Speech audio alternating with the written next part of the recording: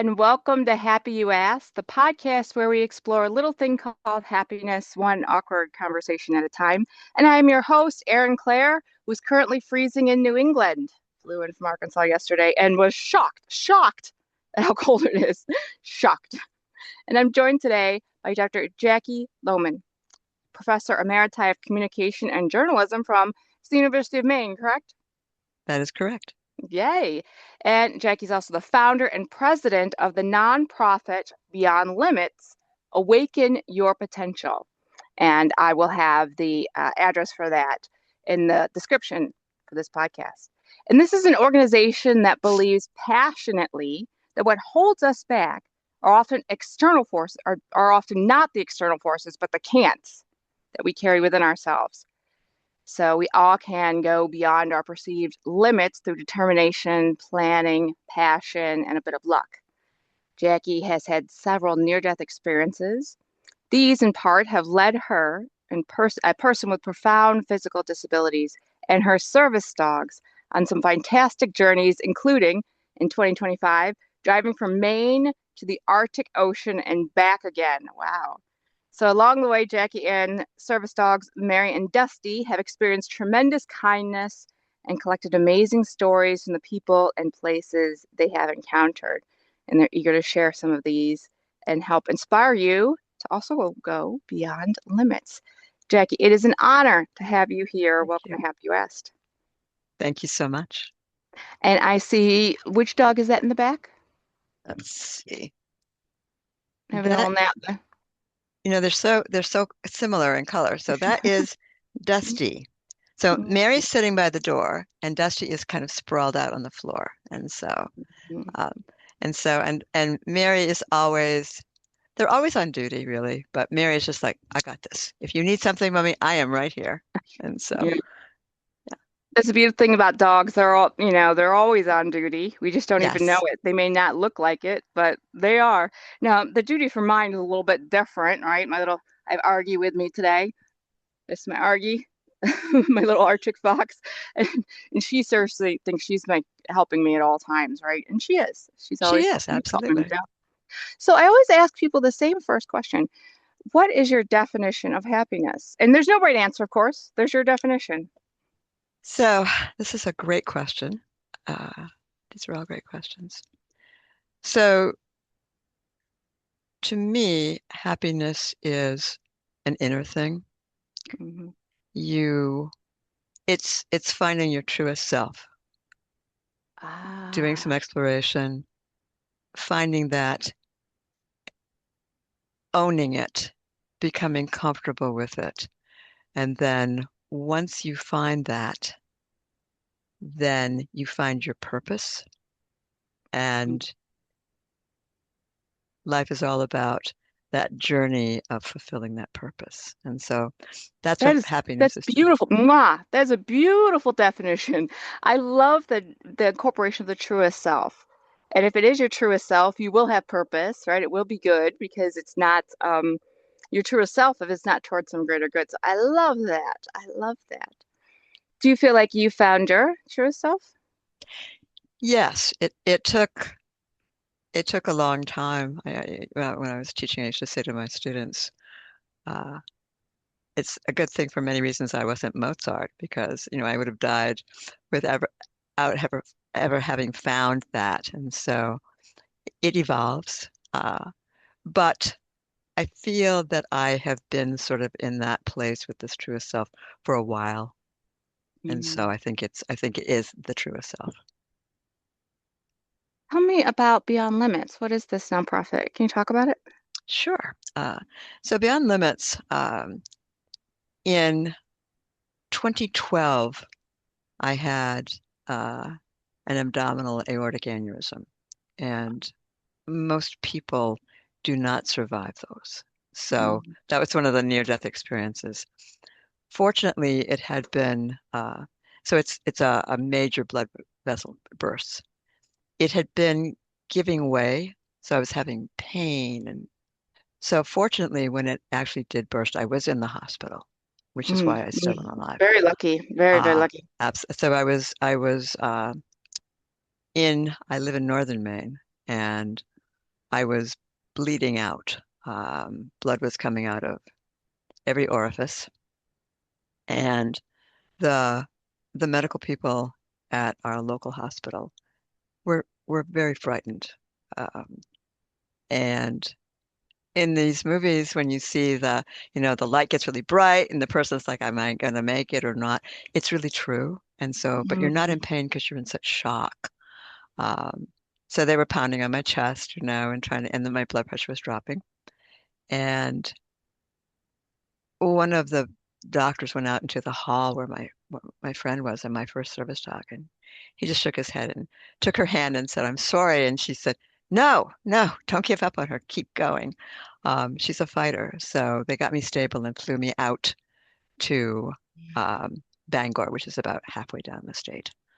And uh, as I was kind of hovering between life and death, I heard a voice saying, "It's not time yet. Go back. You have work to do." And people was like, "Oh, you didn't really hear it." It's like, "Oh, I absolutely heard it." So I knew I was going to be okay. But at that point, because of all the blood loss, I couldn't talk.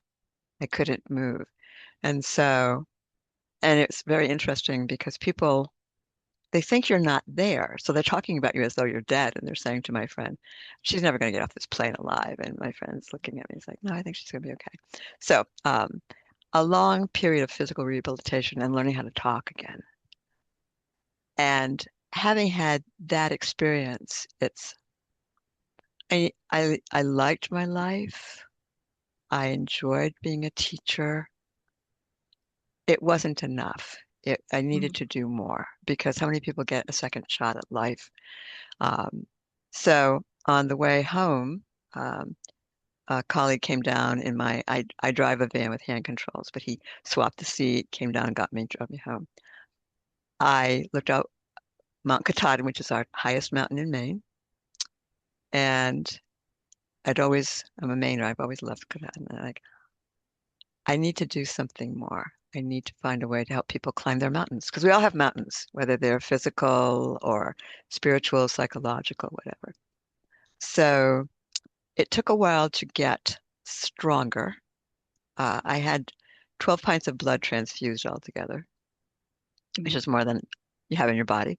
Yeah. Um, and I had to get much better at talking again. And that's what I did for a living. So that was important. But then it was, okay, what do I do? And we started out doing outdoor recreation. Well, I'm a paraplegic. When you're a paraplegic or have something like, your circulation isn't the same as somebody who can get up and move around. So you talked about being in the cold New England. And so uh, nobody wanted to do this. And so I learned to ski in a sit ski. Mhm. Um, and the high on the day that I went out the first time was 22 below zero Fahrenheit. Oh, gosh. Um, And so, but I looked like the Michelin tire man. It has so many layers and so hand warmers, foot warmers, boots and boots over the boots and all these different things. And so, but I found I could go out, and it was great. But that wasn't the answer because we didn't want beyond limits, for me to go out and ski. And and most people wouldn't be that crazy to go out in that kind of weather. So it's like, okay, we have a concept. We're a nonprofit, and our description and our mission was broad enough. So it's like, okay, so we need to sort of switch. So at one point, we climbed Katahdin. We had a group of about 20 people. We had these guys, we call them Sherpas. We had a little backpack seat that I was in, and they would swap out every 10 minutes, rotate out. It's amazing. We have videos on our website and everything. And so the people at Baxter State Park, where Mount Katahdin is located, were not keen on this. Because nobody had ever done it, and they're like, No, I'm sure they're like liability, liability. absolutely, you can't do this. It's like, well, so we agreed that we would we would set out on a particular day, and we would let everybody know. and we would turn around by noon at the latest, whether we'd reach the summit or not. Uh, and by 10:30 that day, we'd reach the summit because Mhm. everyone was really careful, worked together. It was an amazing thing. And that was sort of like when we say payback, we mean in a good way. Because my dad always said, whatever you want to do, you'll find a way to do it. And so all of us are on the summit crying because it's like, okay, Dad, you know. So then what? And so we did actually hike with a different group of people. We hiked about 100 miles of the Appalachian Trail. Wow. Um, Now, the Appalachian Trail is a lot longer than that, but one of my hiking buddies said, if so, people say, well, you didn't hike the whole thing, say to them, and how much have you hiked? You know, and so, Exactly. I was yeah, like, I've hiked zero yeah, miles of this. yeah. Um, but then again, it was another, we, optics are extremely powerful. And so people seeing us thought, oh, this is really cool. These people are taking care of this poor little frail person. It was hard for people to realize that, the Lomans were the leading this thing. So it's like, okay, we need to do things that we can do more individually. Mm, So, um, and we got inspired to do this because of all the people we met who said, oh, I can't do that. Not hike at the trail, but anything. I can't do this. I can't do that. It's like, well, how about we talk about what you can do? mm, Let's not do the can't. Have you tried? Well, no, I just know I can't. It's like, well, let's try because maybe you don't reach the stars, but you're going to come closer if you try than if you don't try. mm. So in 2019, Jacqui and her first service dog, Saint, there was a conference we were going to go to in Denver. So we drove to Denver and then we drove around the rest of the West, um, and came back, spent a week coming back through Canada. And I have one sibling who said sarcastically, geez, while you were at it, you should have driven to Alaska. I thought, that's a great idea. So in 2022, we drove to Alaska, um, and spent longer coming back through Canada. But we weren't able to get to the Arctic Ocean. I thought, well, top of the world, how symbolic is that? But we couldn't do it from Alaska. And Mm. so, but the one place in North America you can do it through is if you go up through the Yukon Territory of Canada and the Northwest Territory. So it's like, okay, we can do this. So lots of planning. Yeah, I was gonna say that's not something you're just like, and let's go. Yeah. So it took years and we needed to, um, they call it the Dempster Highway and the Arctic Highway. But highway is a dirt road Mm, with lots of rocks and gravel and my adapted van is very low to the ground. It's like, well, I think so. We got special tires. My friend, we outfitted the inside so we could car camp because there was no place to stay, and so we did it. And the girls loved it, the Dusty and Mary, because it's like, oh, this is cool. We don't even have to get out of the van and everything. And so 12 days on the Debster and the Arctic highways, and it was a rough road. We got these special tires, as I said. And that's the biggest problem people have is they get flat tires. And this is a remote area. I don't mean where I live, but and so you can wait up to a week to get a replacement tire. So we didn't have that mhm, problem. Um, Miracle my van, because she is a miracle. Um, she got a few holes in her. Nothing that damaged her, but now she's all patched up and she's feeling great again. Um, and there's a, hike your own hike, drive your own drive. So we weren't trying to break this sound barrier. It's like, no, we're just going to go and get there. And so it was amazing. Um, the landing page of our website, there's the three of us at the sign that says Arctic Ocean. The best part of it was the people we met, though. It was great to see the mhm, animals but it was the stories. And everyone's got a story. Everyone has multiple stories. And so, and people, if they know that you're interested, people will share their stories. And Yes, they so will. that's kind of that beyond limits is you can do it. Mhm. You can, well, I'm not going to do it the way it's okay. You don't have to do it. People had never seen anybody in an adapted van do this highway. It's like, but you can do it. You don't have to do it the way other people do it, but there's always a way to do it. So that is a very long explanation about. And so my sibling was like, well, how many people do you expect to drive from Maine to the Arctic Ocean? Hopefully nobody, because who's going to be that crazy? But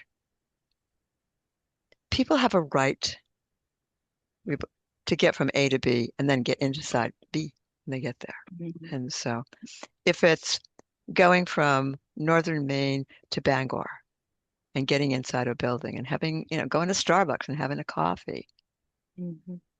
people have that right. So that's beyond limits is that. So awaken your potential because people, it's like, well, again, it's like, what can you, let's not fixate on the can'ts. Let's figure Mhm. out what you can do, what you want to do, and then let's problem solve and find a way to do it. Now, you mentioned being paraplegic. How long have you been paraplegic? I've been paraplegic my whole, well, I have a number of disabilities, and so um, I when we talk about happiness, as a kid, I didn't fit in because I wasn't like anybody else. It took an awfully long time for everything to get diagnosed, and so, but again, I had my dad, so my dad's like, you know what, you can do it. You're not going to fit in. You're not going to be like other people. And as a little kid, it's like, I don't want to hear this. I want to wake up and be normal. It's like, nope, that's not going to happen. Um, so I have one of the things, I have spina bifida, quite a case of spina bifida. Most people who have my level and blend of disabilities don't survive birth. If they survive birth, they don't live to maturity. And Mhm. so as I got older and found out, it was just like, oh my word, this is amazing. Um, I I walked for a chunk of my life badly because they're very painful. But if you only know pain, it sounds kind of stupid, I think. But if all you know is pain, you don't know it's pain. You Mhm. wonder why the other kids can run around the field and you can't do it. You think, oh, I'm a wuss because I can't do it. Um, so diagnoses are very helpful, and then you stop beating yourself up. Uh, so I've been a full-time wheelchair user for several decades now. And people will say sometimes, I think people are basically good. So they don't mean harm when they say things like this, but they'll say, oh, you're confined to a wheelchair. It's like, no, if you need a wheelchair, it's not confining. Mhm. Mhm. I can go 7 miles an hour in this wheelchair. I could never, I mean, I could crawl 7 miles an hour. So it's very liberating.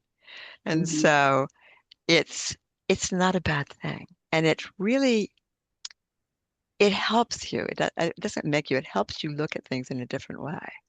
Mhm. And so, accessibility, but also, okay, so we can do this. Maybe we have to take the long way around to get in this building, but we can get in there. We Mhm. can do these things. We just have to be maybe more mindful than somebody else would. Well, I think about that in the same way, like I've talked about this on the podcast. I've had, depression my whole life. And so I am on medication for that and I always will be. And I remember talking to someone and about that and she expressed sort of sorrow, like, oh, and I'm like, why is that sad? What a wonderful thing that I have this medication that will help me to be able to function a little bit more and do more things that I want to do. So to me, that's like you're saying, it's not a burden. It's like, oh, how wonderful. This makes my life easier to accomplish the things I want. So yes, I hear you. Yeah, everyone has something, and most people have some things. And so I I bless this because again, it gives me a different perspective. And I'm so lucky. I don't have peers with this set of conditions, they all died. Mm, And so it's it's extremely motivating. It's like, well, I need to do this and give back for all those people that didn't have that opportunity. exactly. Yeah. You talked about that moment, the near death, and seeing the light and all of that. And it reminded me of a book I read recently called Journey of Souls by Michael Newton. And he examined all sorts of near-death experiences and the patterns of those near-death experiences. And that there is this sort of like tunnel that happens. And then he goes on to lots of like woo-woo stuff that I'm like, I don't know if I'm following you, Michael. But so it seemed to you like to be that sort of same type of story where you see tunnel and light and So, and some people say, well, you almost died, and some people say, you died and you came back. And so it it wasn't frightening. Mhm. You're very calm. It's very peaceful. You feel like you're outside of your body watching people working on you and doing their best. And I remember thinking, I wonder if this is it. Well, but it wasn't frightening. It's just like, well, maybe it is. And that's a And then common theme too, that you saw people aren't frightened. It was just like, oh, interesting that this is yeah, what happens. yeah. And so it's like, well, this is nothing to be afraid of. It's fine. And then the voice, and people are like, well, whose voice? It's like, oh God, my father. Who knows? It was a deep voice, probably a male voice, but just it's like, um, it's not time. Go back. You have work to do. And so as I was going through my recovery, and my siblings said, well, why don't you go on disability? Why do you feel like you have to go out and do things now? It's like, because I Mm. lived. And she's like, and says, no, you're not listening because I lived. I got another chance. I I need to do something with that chance more than sit inside and there's nothing wrong with watching videos, but it's like that's not why I came Mm. back, I don't believe. Yeah, and I struggle with that quite a bit because the sense of having a purpose is so important to me. Like in my mind, I'm like, I'm only here for a finite amount of time, and I want to help as many people as I can during the time that I'm here. And I don't know, so I got to keep doing that. So when people are like, let's just sit and relax, I'm like, but I could be doing something to help the world. And I feel like, not that people who don't feel that way, I don't find that a flaw. I just, it's interesting to me how that gets turned on in some of us, that sense of really needing a purpose, and others are like, I don't need it. And I'm not quite sure as I think about happiness, like they're equally as happy. Is that part? Is that not? I don't know. For me, it has to be, but I can't say that for all people. Seeing how others want to live. I Do think you go ahead? I think it's a gift. I think so you've Mm, gotten a gift, I've gotten a gift. And so that's one of our superpowers. mm, And so it doesn't mean that people who want to just chill or whatever, it's not wrong. We're not judging those people, but for us, that's a gift, and we have to make the most of the gift as long as we're here. We are only here for a finite time, and so yeah. we need to It, do, and you do your best. mm, It's like, well, how do you know if it's your best? You just do the best you can. And when it's time, when it is time, it's time. But you've done your best. You've taken exactly. that gift. And so, oh my gosh, who's the Prefontaine? I can't think of his first name. He's a runner back decades ago. And so they just called him Pre. And he had a quote something about to do less than your best is to sacrifice the gift. Mm, yeah, yeah.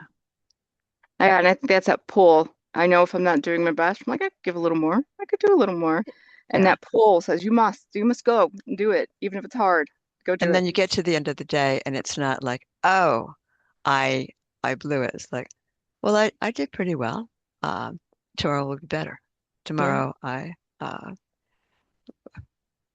so I don't believe in failure. I don't believe that as long as you learn from it, then Hmm. you haven't failed. And so I my one of my analogies is I can't tell you the number of times I've fallen out of my wheelchair. Not intentionally, but I never fall exactly the same way twice. It's like, okay, I don't want to do that again. I don't want to reach, and then plop.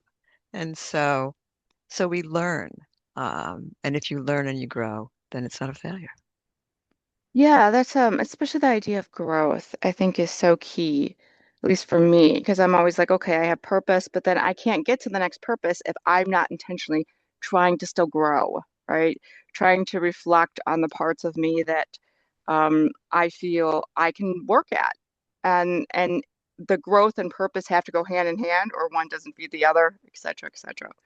Right. And that's hard work, though. Gosh, it's hard to grow forever. Yes. And sometimes you feel like you're the only adult in the room, so to speak. And so it's like, but it's a journey, so it never ends. Um, Hmm. and so sometimes, of course, we feel tired. Like, am I done yet? No, you're never done, Hmm. which is which is wonderful, really. Yes, it is. It means exactly. It also is a place of hope too, that there's nothing really to be conquered. It's just continuing to say, oh, this part of the path is different and new and interesting. And now there's this part, but there's not like, and then now I'm perfect. You know, Yes. Yes. no. So, Absolutely. tell me, so you were a professor of communication and journalism. What did you teach? What was your area of expertise? Oh, a little bit of everything. And so um, more communication aspects than the journalism. Journalism is changing Mhm. so much now. Um, and so we did, my students were a very small school and it was a very small program, but we did focus groups and advocacy, participant Mhm. observation, a lot of qualitative things. Mhm. Business communication in terms of the proper way to write a letter and a memo. Lots of presentations. Every single Mhm. class present. It's like, but I'm never gonna have to present. It's like we're not talking about making a speech. We're talking about being able to get up in front of people, or sit in front of people, and engage. And lots of interviewing because Mhm. focus groups are focus group interviews, and so being there for the person, being in the moment with the person, making people comfortable. And, but this person's not interesting. Everyone's interesting. It's up to Yeah. you to find the stories. And Yeah. so I loved it. Absolutely loved it. Yeah, I oversee, that's one of the programs I oversee, a communication program. So yeah, I was just thinking about, oh, what'd you teach? Now, one of the other things I like to hear about is if you can tell us about a couple of your happiest moments, one or two, just whatever comes to mind, why it was happy for you. So we can give you a small one, and we can, because all the small ones add up, and we can give you a big one. And so uh, a small one is sitting outside on the deck and year round with the girls, watching them play, being surrounded. We live in the country, and so, the woods and the birds and the other critters, and just being there, and you're just being. And so that is always, uh, and you can feel any tension kind of flow out of you. It's Mhm. just, yeah. So that's, um, and a bigger moment of happiness, it was a long moment, was like this trip that we took. And so it was such a privilege to be able to do it, Mhm. to meet the kind people, to hear their stories, to see the places. There were, understandably, I mean, it was more than 10,000 miles, so there were some hiccups, but the hiccups are also, okay, well, this is kind of neat. How do we solve this? How can we figure out a way to deal with this? This isn't what we planned, but we knew that there would be things that would happen that we hadn't planned. And so, like our, we had uh, a charger in the car that was supposed to convert so I could charge my wheelchair every night. Well, the first night we tried to use it, smoke came billowing into the van. It caught fire. Oh Uh, no. yeah. So, and I I didn't unplug it the way you're supposed to, like, because the thing was smoking hot, and so I just ripped it out. And so opened the windows of the van. It blew a fuse in the van, but the van was still Mhm. operable. And so it's like, okay, now how do I charge my chair for 12 days? Um, but we got creative. It's like, okay. So we'd go to, it's like, do you have an outlet? So different places we stopped. And so it was a happy moment because it's like, okay, we can figure this out. And now we know the next time we go car camping, we need a better charger. And Yeah. so, yeah. So you learn, it wasn't a failure. You learn from it. And we also met more people that way. It's like, do you mind if I charge my wheelchair? It's like, wow, what's the story behind this and everything? Like the place we stopped and it wasn't accessible, so they got an old door, put it on so that we could uh, roll up the door over the sill to get in. And uh, so people were just like, we can do this. This is kind of cool. And then you're sitting next to people who were strangers at the beginning, and you find out their stories as you're sitting there. So a lot of happiness. Um, and so You, we you believe. both of those moments though remind me of things that as I do these interviews, people come back to. One is the importance of being in nature, how critical that is just for health and but our perspective and all those things. And I think about that quite a bit because I spent the last oh gosh, nearly 20 years in Arkansas where, winter out year round. And I don't know how to be outside here yet in New England in the winter. And I'm like, how do you do that? Because I'm missing it. You're like, I start to feel withered up without being just, it's gorgeous here in the summer with in the forests and just the animals here. What are some tips so I know how to do this? So layers are really important. And so not just one really big heavy coat. Uh, I don't wear a coat. I wear a vest because it's easier if you're a wheelchair user. But I have on, like even now, I keep the house cool because of the girls. So I have on a cotton turtleneck and then a base layer and then a sweater. And Mm, then when we go out, I'll put on a windbreaker and then my down vest over it. And I wear a hat, but then a hood is really good because it closes. And if it's really, really cold, you can get, I think they call them neck gaiters. We call them a buff. So you can just pull mhm. that up over your face so Oh, that, yeah. yeah, so that What helps. about the hands and feet though? Because that's what gets me. It's the feet. Um, Hand warmers and foot warmers. I don't have And foot warmers. I need to get foot warmers. yeah, and so you get these little things and then you scrunch them and they're good for a couple of hours. Oh, And the hot so, hands and those? Yeah. Okay. Okay. yeah. Yeah. And when you go out, mittens are better than gloves I have because it found that. because it keeps your fingers together. Something also that helps is make sure you've got something that you can pull down over the top of the mittens Mhm. because again, that helps. Uh, and with boots, more than one pair of socks. And Okay. then, yeah, but the hot hands, hot feet, and then put on a couple of pairs of socks under the boots, lined boots. And then ease into it. Like, don't think, oh, I'm going to go out for 4 hours right now. It's like, Yeah. I'm going for a 10-mile walk. Are you, Aaron? Are you? yeah. Um, so when I learned to ski, people said at the end of the season, did you get better? It's like, well, there was only one way to go. Um, but it was cross country skiing. And so if you're sit ski is what it's called, you're, people said, do a crunch. It's like, what's a crunch? I mean, I had never done a crunch, but it's like, so you're poling.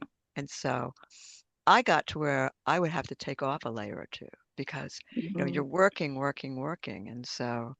Um, and with somebody who's got paraplegia, you you check or you have somebody who's with you check because you don't have that feeling in the lower part of your body. So you could get frostbite if you're not Mhm. checking and everything.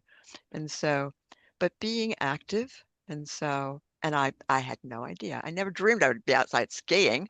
Uh, but it's the layers and uh, And if you can go on a day, if you ease into it when it's not really windy, because of course the wind's going to Yeah. make it feel much colder. That the wind is what gets me here, especially when I go into town into Boston. It's the Oh, the wind. canyons. I mean, they're really, the between the high-rise buildings. Yeah, Absolutely. that's what Yeah. gets me. The other thing that you mentioned was, talking with people, and that's what comes up again and again is community. And, in Arkansas, it got a little bit tough because there was too much community in some ways, right? Because they're so friendly, and I couldn't go anywhere without knowing everyone. But here, and it's especially because I work in Boston, and it's the opposite. There's people everywhere, but nobody talks to each other. Um, and this epidemic of loneliness that we keep hearing about, of people not having a sense of community or connection. What is some advice? Because it seems that you talk to all sorts of people. What is some advice you have for those of us that are feeling that way? I think being open uh, is really helpful, and probably most people, well, I'm open, so, but I think if you're really open to people, it's kind of it gives you an aura. Uh, Mhm. and so, and so in my case, I got a couple of cute girls with me, I got the dogs, and people are intrigued. You're out here in the middle of no, you're in a wheelchair and everything. So great conversation starters. Mhm. And so people were just, so they were curious, and then it was very easy to then ask them. Um, when I was doing my dissertation, I'm a non-trad student, but it was some years ago still. Uh, and had to do some oral histories with people. I mean, that was what I chose to do. And so I remember saying to my mother, well, what if people won't talk to me? And she said, there's very little in the world more attractive than somebody who's a really good listener, who's really Mhm. curious, who's really interested. And so most people, if you approach them, you're in, I don't know, like, the old elevator speech, or, wherever you are. I don't know that like just walking down the street and somebody is approaching you. Hi, I want to talk to you. That might be a little creepy, Yeah, but especially in Boston. That's like, okay, gotta go. Bye. yeah. But they're you waiting for the bus or whatever, and um, not being intrusive, but small talk. My father used to say, "Small talk is the grease that gets people through life." Ah. And so, holy moly, do you think it's ever going to warm up? Or how do you think the Red Sox are going to do this year? I mean, Mhm. Oh, you just, that's always safe talk there. yeah. So you just start talking, and then engage listening. And Mhm. so you're not asking people something, and then as soon as they take a breath, you jump in. Like you're not just like, yeah, yeah, yeah, yeah, and then, but being really interested, and most people can tell. Yeah. And when I was in grad school, this is back a few years, but I was discouraged from going into the field I went into because Mhm. who's going to talk to you? I mean, and people were pretty bald about this. Um, and one of my professors said, "You can't become a teacher." It's like, so I thought, well, what insight does he have that I'm missing? I said, well, why? And he said, well, just look at you. You would gross out your students. Oh no. Yeah. And this is after the ADA. Yeah. So this is like, um, and so that Mm-mm. was I never, am mad. I'm so mad he said that to you. it's never been a barrier. No, It's, no, because no. he's wrong. He's the gross one there. Yeah. So, but it's that being engaged, wanting to know people's stories, Mhm. and not, it's like, you really seem interested. And it's like, well, I am, because everyone is. So we believe everyone's perfect in their own way. I like that. I like that very much. And also, yeah, and just remembering that if I like the message too that if we come wanting to hear, there's nothing to be afraid of. We want to And the hear their worst stories. that, even so I go down to Boston several times a year to Mass General. And the worst thing that happens usually is somebody doesn't respond, somebody doesn't want to talk to you. Um, but that doesn't happen that often, really. And no harm's done No, if they don't want to talk. absolutely. And so, as one of my friends would say, you don't get your knickers in a twist because they don't want to talk to you. Maybe it's not a bad, it's not a good time right now. Uh, Hmm. yeah. Well, tell me more about your dogs because they seem to bring you a lot of joy. So, so so my first service dog I got, and her name, they come named because they can defray the cost of the service dog by letting people name them, like you donate a certain amount of money and then, okay. Oh. Yeah. So my first service dog was named Saint, and she was a saint. She was quite the girl. I got to a point in my life, and my father died in 1973, and so at that point, when I say I got back together with my mother, we hadn't had like an eruption or something, but so we came together to live again.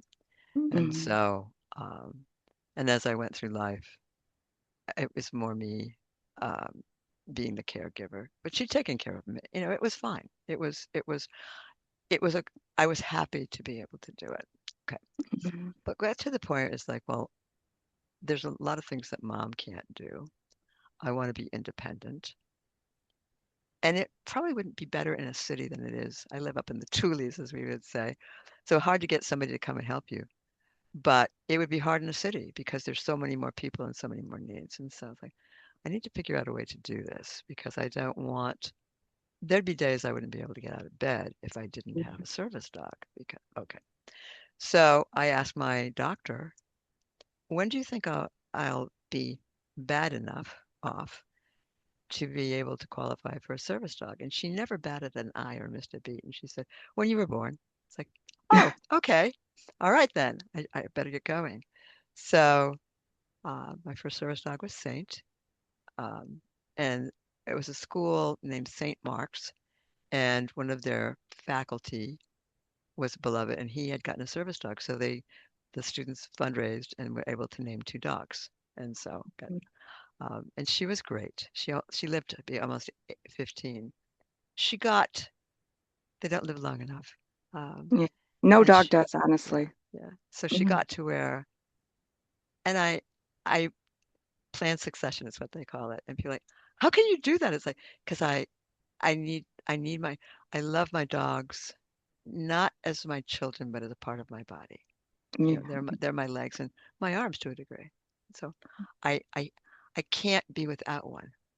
If I am without one, I have to have, hire people and and I do really like people, but they're not like part of your body. Okay. Um, so got Dusty in 2019. Um, Dusty is the sweetest thing, not a great service dog. She's a Mm. chocolate. Chocolates should not be service dogs. Chocolates have ADHD. Chocolates are like on a squirrel all the time and um, always happy, Energizer bunny, and then she has epilepsy on top of that, and Mhm, so mhm, mhm.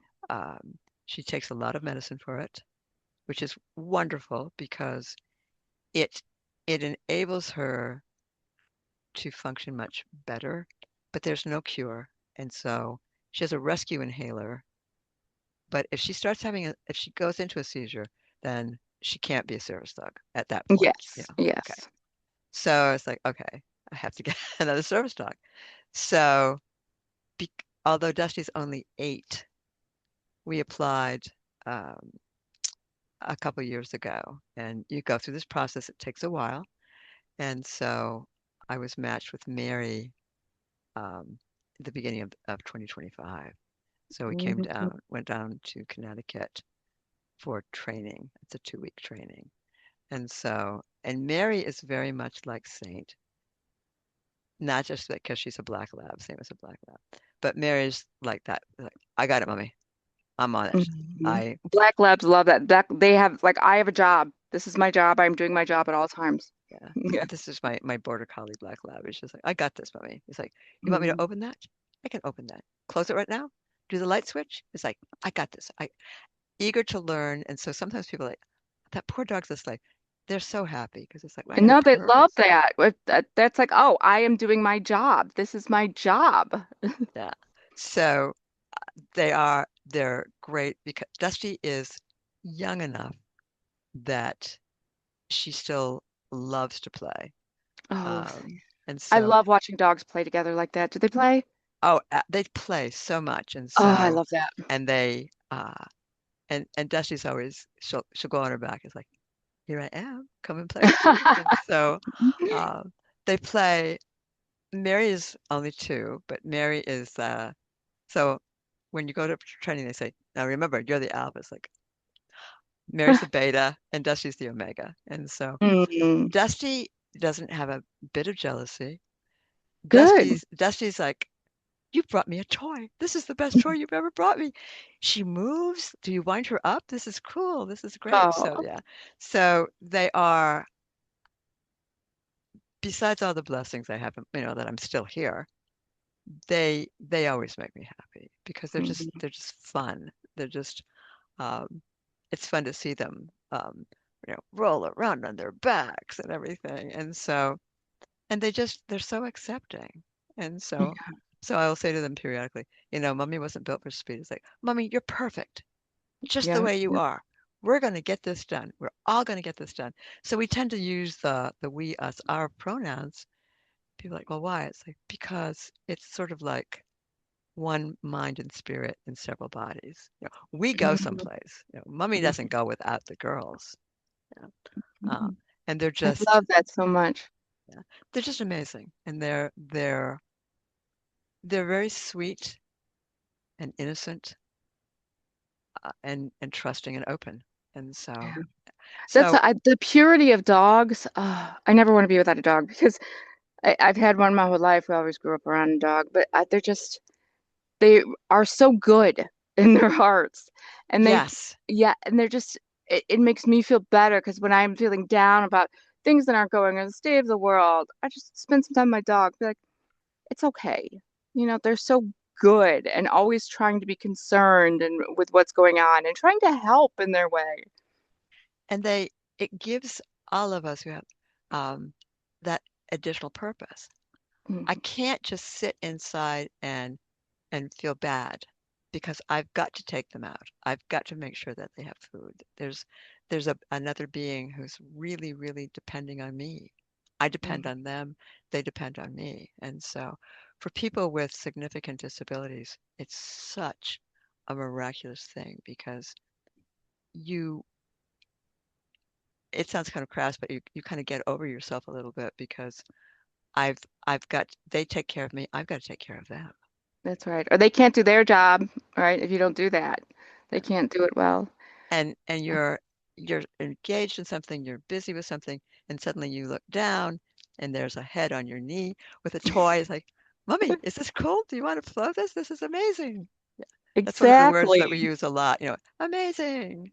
Yeah, Yes. And that Joy, my little one here, if she's just like, Mom seems out, she'll bring that toy over and like seriously squeak it in my face, like, you throw this right now, Mom, and cheer yourself up. And I will, because she's right. She's right. It will cheer me up, and I need to listen to her.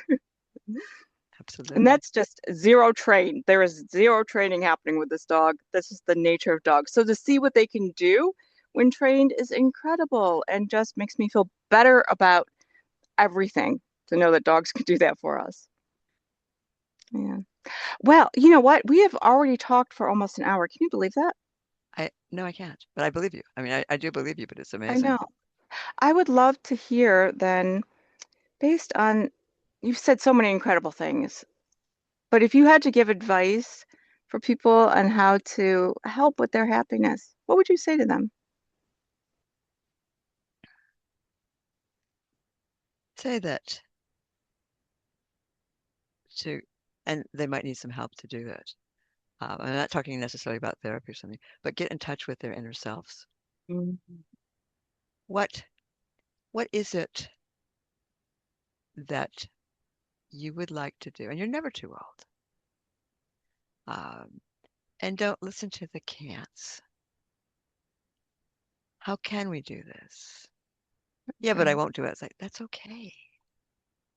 One of the, I guess it was a series of, I'm okay, you're okay. It's like, do what you can.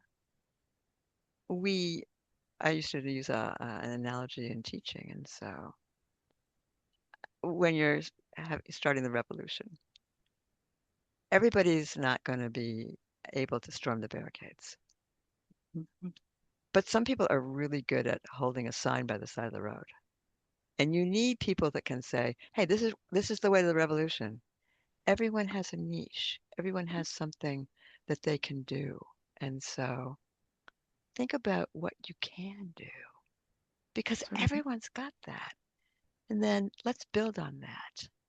Well, I'm really good at folding the laundry. Well, that is great. Not that you want a career folding laundry, but so what else could you build on with that? I'm really good at tidying things up. I'm really good at creating order out of chaos. Mhm. Great. And so Mhm. we we get very good very young at beating ourselves up. And so, Amen.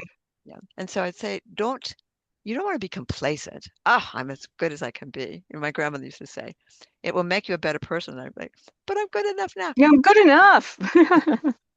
We can get better at helping other people, at doing more, because when we do that, then, we're better, we're happier. And so don't be afraid to ask for help in whatever way. Because people are like, well, as teachers, like, well, I didn't want you to know, that I didn't know how to do it. It's like I figured it out pretty quickly, Yeah. when I read your paper, and so it's okay. We used to say the sin is not in not knowing; it's in Mm. not wanting to know.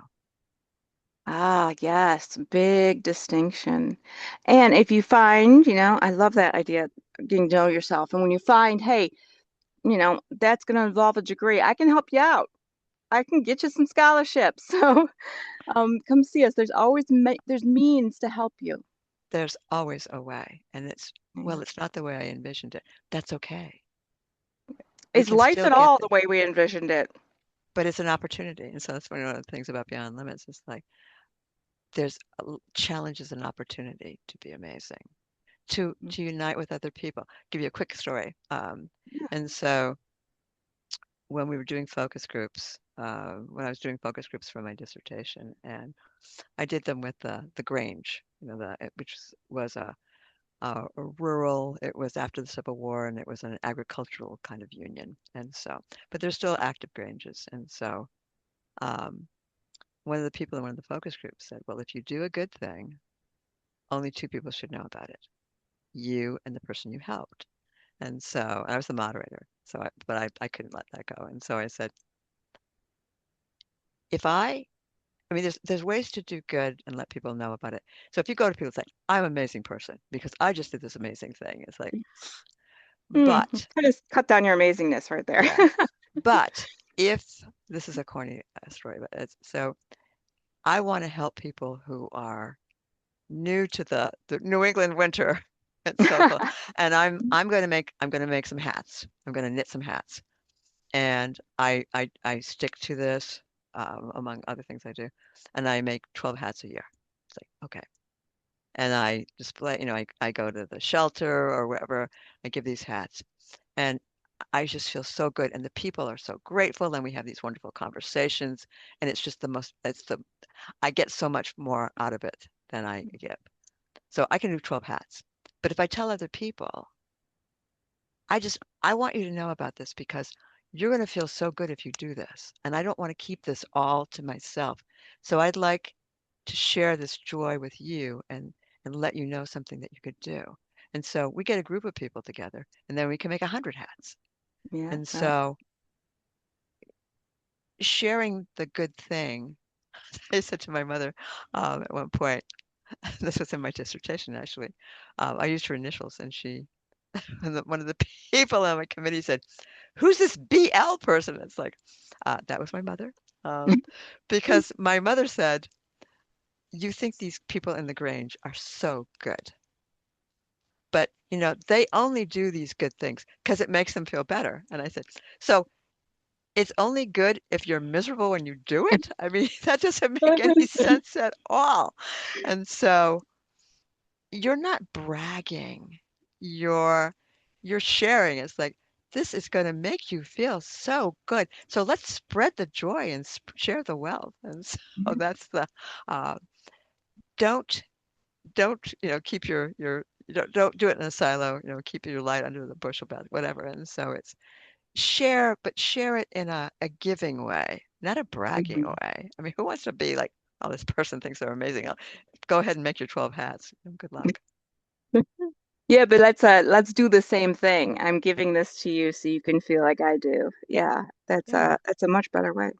I yeah. have one final question. Everybody gets this, and it's usually the one people don't like. Do you have a song to add to the Happy US playlist? So there are so many songs, and so I'm gonna fudge it and give you two. That works for me. Okay, so one of them is "We Are the Champions" by Queen, Oh, because yes, I want yes. everybody to feel like they're a champion because they are. Hmm. So that one is, and then the other one, which might not be as well known, was a song. It was by the Hollies, and it's called "He Ain't Heavy, He's My Brother." Oh, yes, yeah, I know that song. Yeah. And so And that I think it comes from Boys Town. That was the Boys Town Mhm. thing with and the seals that they used to send out. It was an older brother with his younger brother piggyback. But we're all brothers and sisters. And so it's like, it's like, if I'm laden at all, I'm laden with sadness that everyone here isn't filled with the gladness of love for one another. And Oh, so everyone's our sibling, our child and everything. And so I think it would be those two. We're all champions in our own ways, um, and we can all carry people along the way because sometimes they're going to carry us too. this has been the best way to spend my Friday afternoon, I have to tell you.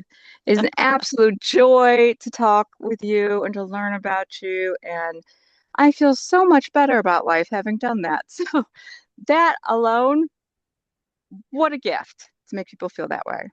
I hope my Right. listeners feel that way as well. I'm sure they will after hearing you. So again, this is our mission. This is why we came back or whatever, and so we are delighted to talk to people, to listen to people.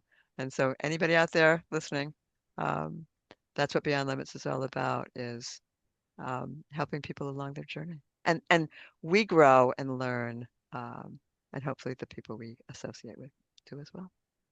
Well, thank you so much. You're And welcome. thank you, everyone, for listening. And until next time.